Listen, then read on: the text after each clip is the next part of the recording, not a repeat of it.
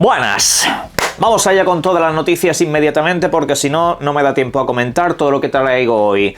En primer lugar, el famoso DRM de PlayStation, última hora y actualización. Ha habido un usuario que en este caso ha reportado que el famoso DRM, eso que te hace tener que conectarte a internet al menos un momento cada 30 días o pasados 30 días para poder seguir jugando tus videojuegos digitales, quizá no es tan exagerado como se decía. Según lo que comenta básicamente es que eso es así al principio, pero luego se queda una verificación eterna, como que no te haría falta volver a conectarte una vez lo hayas hecho por primera vez pasado ese margen. Bueno, lo que pasa es que luego hay otro usuario que ha dicho que todo lo contrario, que en realidad con ciertos videojuegos sí que ha visto que necesita volver a conectarse básicamente, pues eso, pasado ese periodo de tiempo cada vez.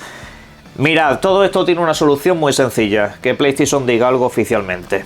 Y el problema es que oficialmente lo que ha comunicado cuando se le ha preguntado es que lo del margen de los 30 días es real. Así que nada, yo os traigo la última hora, esto es lo que se está diciendo, pero es que en realidad son básicamente usuarios corrigiéndose unos a otros, así que de momento seguimos un poco igual. Pasamos con Xbox, porque tenemos un par de temas. El primero tiene que ver con la famosa aceptación de otras tiendas en la próxima consola de Xbox. Hemos comentado muchas veces que la próxima Xbox tendría acceso a Steam, también a Epic y así como otras múltiples plataformas. Sobre esto le han preguntado a la nueva presidenta de Xbox y ojo porque ha dejado la puerta abierta a que eso quizá no va a ser del todo así. Me explico. Lo que ha comentado la presidenta de Xbox básicamente es que ella no participó en esas conversaciones, que eso no es algo que haya cerrado ella, eso es algo que dijo la directiva anterior y que por supuesto quizá los planes vayan a cambiar aquí. Comentan que por supuesto van a tener esas conversaciones, van a ver un poco cuáles son las mejores decisiones que pueden tomar respecto a eso, se va a reunir con todo el equipo para contemplarlo y ya está. Eso es básicamente lo que ha dejado caer, que esa decisión si antes estaba tomada ya posiblemente no lo esté tanto. No dice que no lo vaya a hacer, simple y llanamente pues todas las estrategias las están revisando la estrategia con el Game Pass, están revisando la estrategia con los exclusivos. Esto es otra estrategia que también van a tener que revisar, porque yo siempre me he hecho la misma pregunta. Si en una videoconsola tú pones la tienda de la competencia, entonces lo que vendas a través de ahí posiblemente te reporte mucho menos dinero. Si en una videoconsola tú estás cerrado a tu propia tienda, pues entonces siempre vas a ingresar más dinero, bien sea de una manera u otra, porque así es como funciona el mercado. Al final, cada tienda tiene asociado unos beneficios muy específicos. Y aquí Xbox pues tiene que tener cuidado, porque la próxima consola, por mucho que tenga Steam, no va a vender 60 o 70 millones de plataformas, teniendo en cuenta el precio al que se va a lanzar posiblemente. Así que pues esto es algo que tendrán que tener en cuenta. Incido, no es que se niegue esta posibilidad, pero por mucho que antes se dijeran unas cosas, ahora hay una nueva directiva con otras ideas. Esto ya lo comentaremos en otros vídeos porque son temas varios que hay que abarcar aquí, por supuesto. Simplemente os traigo un poco lo que es la última hora para que la tengáis en cuenta y luego ya desarrollaremos más en profundidad, porque sé que muchos vais a tener preguntas asociadas a todo esto que está pasando y a todo esto que se acaba de decir. Pero bueno, ya iremos paso por paso. Seguimos con la información. Precisamente porque Xbox acaba de lanzar un paquete de herramientas al que no se le está dando mucha importancia. Esto se ha trasladado en noticias y redes sociales, pero no está teniendo básicamente recorrido y en realidad me parece muy interesante. Es un paquete de herramientas para facilitar las cosas al desarrollador. Dejo por aquí en pantalla la imagen de básicamente lo que han lanzado y es sobre todo para agilizar procesos. ¿Procesos en qué sentido? Pues mirad. Seguramente alguno se haya percatado, los que vivan más en este mundo underground de la industria, que hay veces que las actualizaciones de ciertos videojuegos llegan antes a una consola que a otra. Y esto no es una cosa de exclusividad o de que alguien le tenga manía, porque en el caso de Microsoft, en el caso de Xbox, esto es muy habitual. Que las actualizaciones de los videojuegos lleguen más tarde que otras partes. Esto yo me lo he comido, así sucesivamente nos hemos encontrado con este problema en múltiples ocasiones y todo se debe a los 40 procesos de verificación, van siempre tarde, van siempre mal y aparte de eso, cabe recordar que ha habido muchos casos de videojuegos que no han llegado a Xbox porque ha habido un déficit de atención del equipo de Microsoft. lo hemos visto con algunos videojuegos que estaban los desarrolladores quejándose en redes sociales de que no les daban las herramientas, que estaban intentando subir el videojuego a la plataforma y que no había manera, que es que no tenían el juego preparado y desarrollado, pero que la comunicación era nefasta. Pues ahora parece que esos procesos se van a agilizar un montón. ¿Eso qué significa o a qué se traslada? Se traslada a que las actualizaciones ya no deberían de llegar tan tarde, de aquí en adelante, y también pues esos videojuegos que a veces se saltaban la plataforma porque tenían ese tipo de problemas o ese tipo de desatención por parte de la compañía, ya deberían de ir llegando. Por supuesto, esto no lo soluciona todo. El problema que tiene Xbox es la burocracia intermediaria que a veces hay con Microsoft. A veces es como que una cosa es lo que quiere el equipo de Xbox y otra cosa es el equipo de Microsoft que te tiene que atender. Es como que son... no sé, es que tiene que haber como una doble verificación de ciertas cosas y por eso tardan más. Y claro, los de Microsoft están también a otras muchas divisiones y aquí les da lo mismo que tú seas el de los videojuegos, que tú ponte a la cola y ya te atenderemos cuando podamos. Ojalá de verdad solucionen este tipo de cosas, porque aunque algunos lo consideren algo menor, para mí es importante y evitaría muchos dramas del primer mundo que tenemos aquí. Pasamos a hablar de este videojuego que ahora mismo estáis viendo en pantalla. Blood of Dawnwalker, videojuego creado y desarrollado por parte del equipo, incluyendo el director que nos trajo The Witcher 3. Estamos hablando de un videojuego que nos traslada a un universo de vampiros, donde tú por supuesto te ves inmerso, un universo de mundo abierto estilo medieval, y aquí pues nos mostraron un mogollón de cosas en el día de ayer. Nos mostraron un vistazo en profundidad a lo que son los sistemas de juego, a lo que son los sistemas de exploración, nos comentaron un montón de detalles así por encima, que bueno, ahora pasamos a analizar un poco. Pero lo primero y lo más básico, este videojuego finalmente saldrá el próximo 3 de septiembre. Lo hará en Xbox, en PlayStation 5 y también lo hará en el PC. En Xbox tendrá sistema Play Anywhere y el precio al que se lanzará será de 70 euros. Ese será el precio oficial de este videojuego de lanzamiento. Y bien, luego tenemos una edición superior por 80 pavos aproximadamente y por último una edición de coleccionista con figura que valdrá pues en torno a los 200, aunque hay algunas tiendas que lo están dejando un poco más barato. En fin, os invito a que le echéis un vistazo por ver si os vale la pena o no. Pero claro, lo importante es cómo van las cosas con este videojuego. Pues en primer lugar nos presentaron un título que sí que nos recuerda mucho al trabajo anterior que hicieron esta gente. Cabe remarcar que tiene muchos sistemas que no es que sean especialmente innovadores. Hay cosas que os recordarán mucho a la saga Assassin's Creed, hay otras que os recordarán precisamente a videojuegos de la saga The Witcher. Y bueno, pues en líneas generales yo creo que el compendio de ideas está bastante bien. Hay cosas que a mí me sorprendieron bastante. Es un videojuego en el que, por ejemplo, no hay monturas, sino que tú, al fin y al cabo, por la noche te puedes transformar en un lobo para desplazarte más rápido.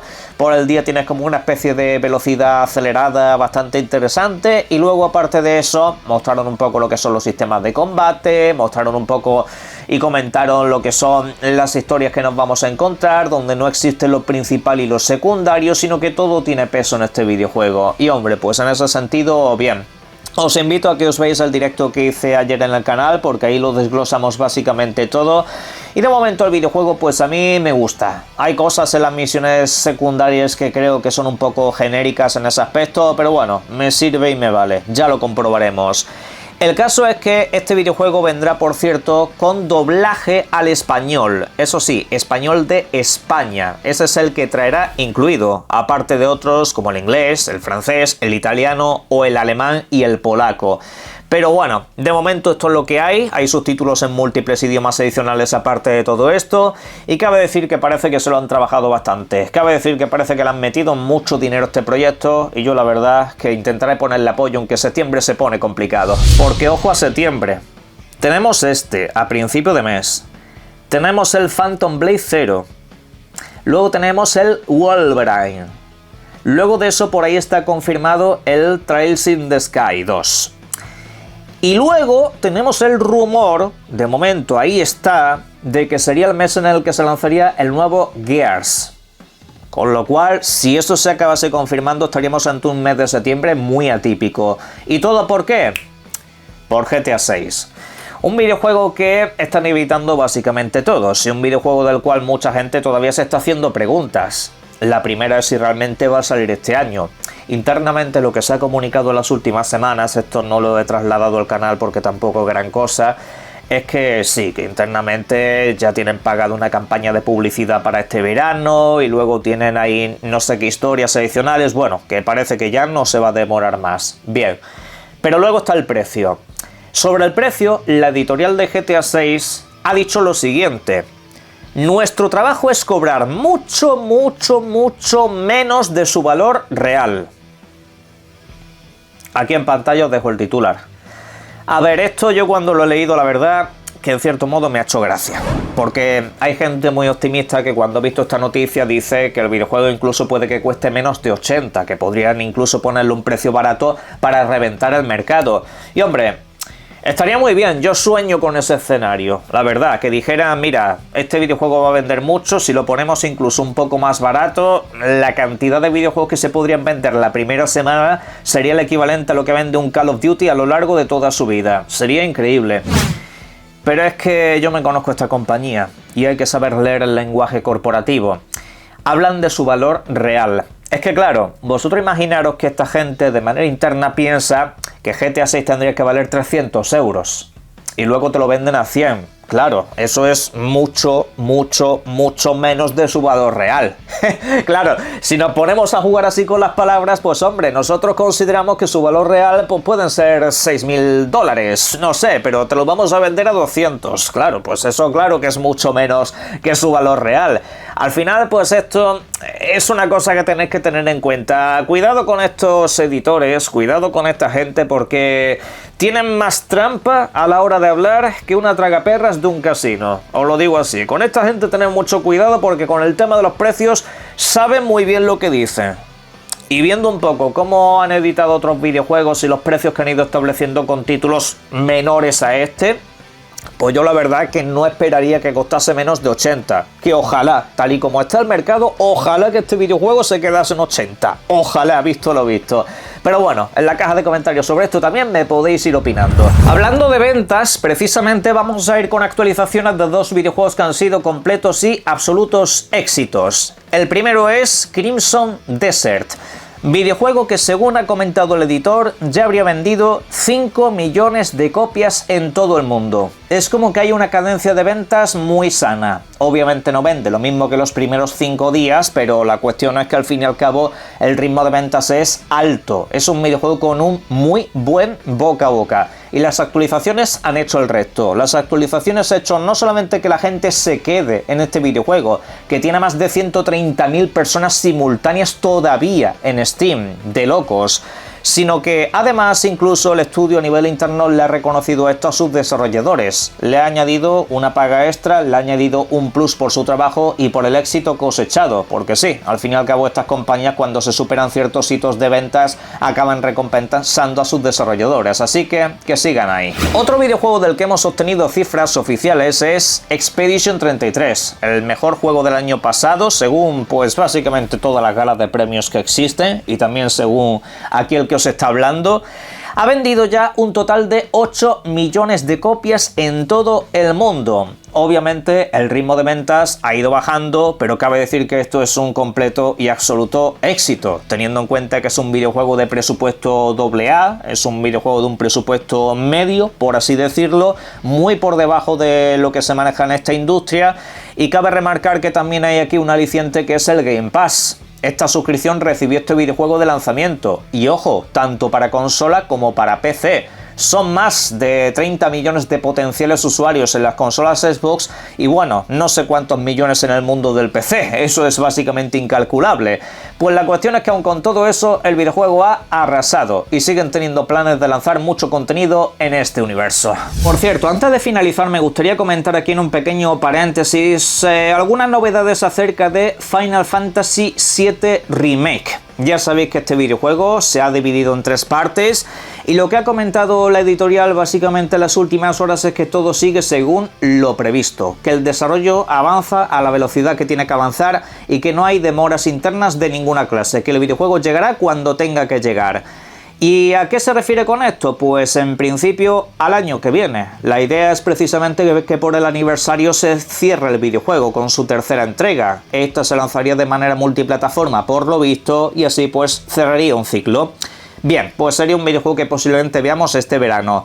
La cuestión es que ahora mismo ya sabéis que Final Fantasy VII Rebirth está lanzándose para Xbox y Nintendo Switch. Ahora mismo tenéis una demostración disponible para probar los primeros compases del videojuego, cuyo resultado o cuya partida se trasladará al videojuego final cuando salga en junio. Para cerrar voy a hablar de un tema que, bueno, se me ha pasado un poco por alto estos días porque tampoco fue un anuncio tan a lo grande, y es que se confirmó de manera oficial Alien Isolation 2.